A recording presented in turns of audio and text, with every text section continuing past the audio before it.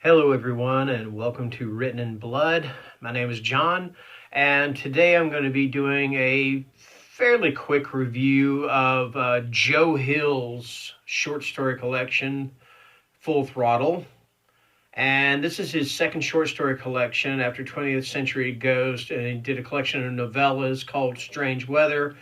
I believe there are like 17 or 18 stories in this. And the one thing after reading this, and I read the entire thing, I didn't skip over any of the stories.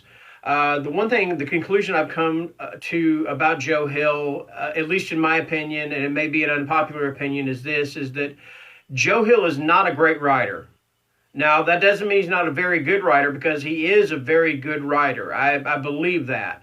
I believe he's a very good writer who has occasional flashes of brilliance.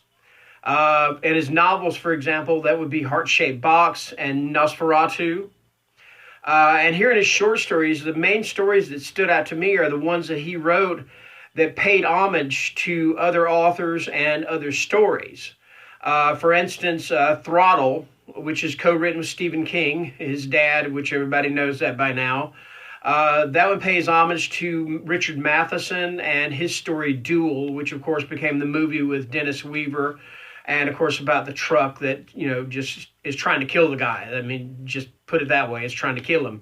That one was awesome. That was a great story. The other one was Faun, Faun, and it's a play on Ray Bradbury's A Sound of Thunder, except it takes place in a world of, instead of like prehistoric world, it's kind of like a world of fairies and fauns and centaurs and things like that.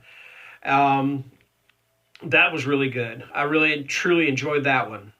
Then there's one, Silverwater Lake Champlain, reminded me a lot of Ray Bradbury's The Foghorn.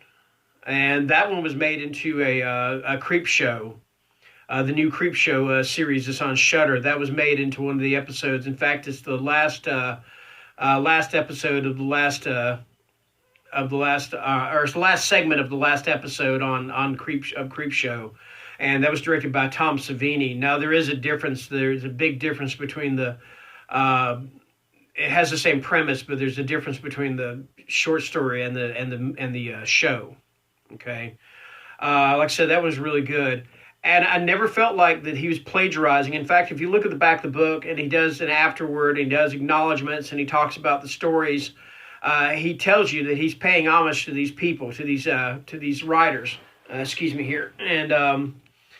And so, I mean, I don't feel like he was ever plagiarizing. I do feel like he was paying homage. The only thing that I really felt like, I don't think he was plagiarizing, but the one that really made me wonder, was he ripping off or whatever, was In the Tall Grass. And I just got the impression it was a little bit too much like The Ruins by Scott Smith.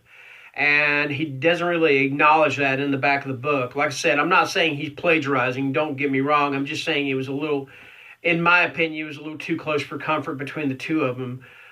With the way the grass manipulated people and the way the vines manipulate people in The Ruins. Some of the other stories were decent to me, and then some of them were just average. To me, The Devil on the Staircase, at best, it was average, and at its worst, it was tedious. Okay, Twittering at the Circus of the Dead. To me, that was one of those, the entire story is written in tweets. This one girl is with her family, and she's tweeting the entire event. And it's supposed to be this circus, and the performers at the circus are zombies. And pretty much everybody is in danger, and she's trying to get help by tweeting. And I just felt like it was one of those things where he's just beating you over the head saying that social media is turning us into zombies.